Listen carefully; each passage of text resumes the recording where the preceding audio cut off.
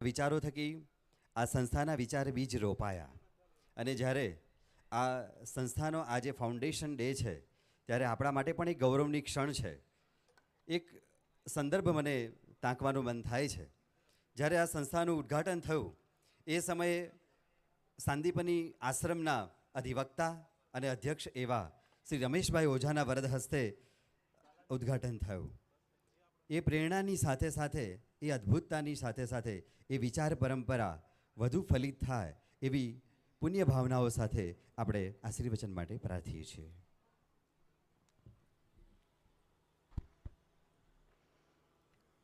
અવધૂત ચિંતન શ્રી ગુરુદેવ દત્ત. શ્રી ગિરિરાજ ધરણ કી જય.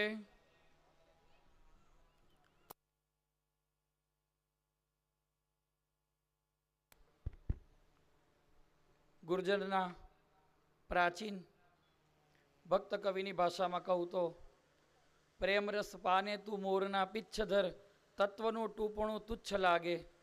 એ પ્રેમરસનું પાન કરવા માટે અહીં આગળ આપણે સૌ એકત્ર થયા છીએ અને અર્વાચીન ગુર્જરના સાક્ષાત્કારી પરમ સદગુરુદેવ ભગવાન શ્રી રંગવધૂત મહારાજજીની વાણીમાં કહું તો તું રંગ સર્વ રંગ્યું ના રંગ રાગ તુજમાં તું રંગ રંગ રાચે નાચે સુરંગ રંગે.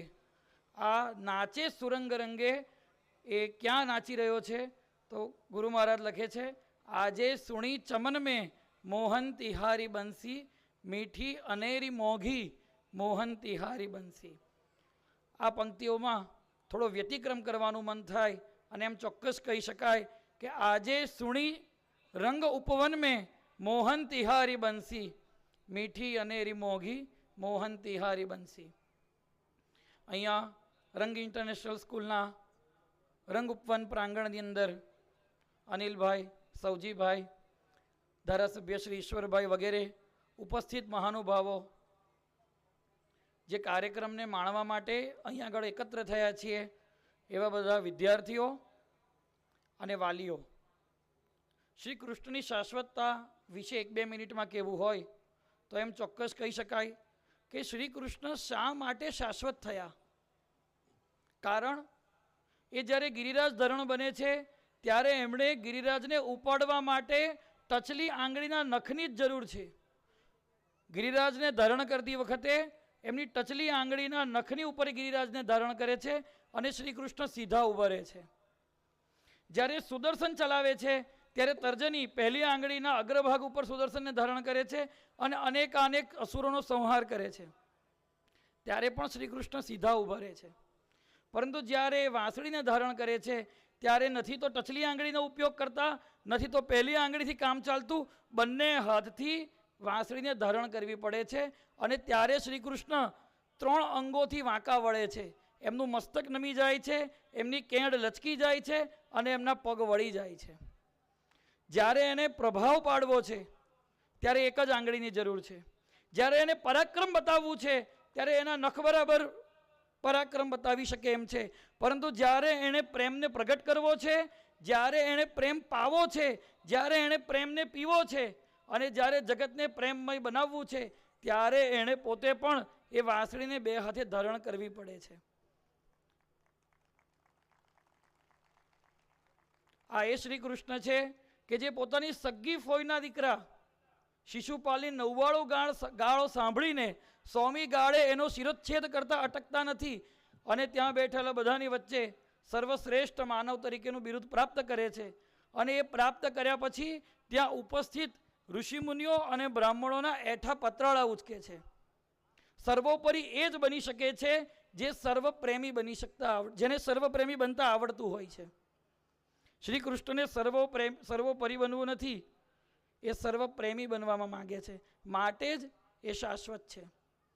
અને એ સર્વપ્રેમી ત્યારે જ બની શકાય કે જ્યારે ક્યાં આગળ પ્રોફેશનલ થવું અને ક્યાં આગળ ઇમોશનલ થવું એનું જેને જ્ઞાન હોય.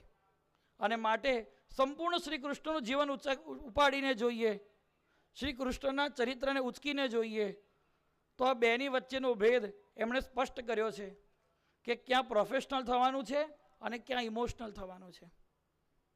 આપણું ઊંધું બને છે. આપણે જ્યાં પ્રોફેશનલ થવાનું છે ત્યાં ઇમોશનલ થઈએ છીએ, અને જ્યાં ઘરમાં આપણી નજીકના વ્યક્તિઓ જોડે ઇમોશનલ થવાનું છે ત્યાં આપણે પ્રોફેશનલ બની જઈએ છીએ.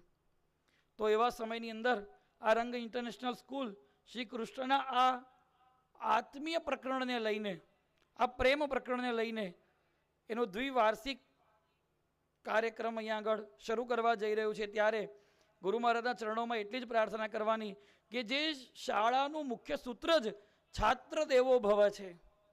ઉપનિષદમાં 4 ઉપનિષદોમાં માતૃદેવો ભવ, પિતૃદેવો ભવ, ગુરુદેવો ભવ, અતિથિ દેવો ભવ અને આચાર્ય દેવો ભવ કહ્યું છે.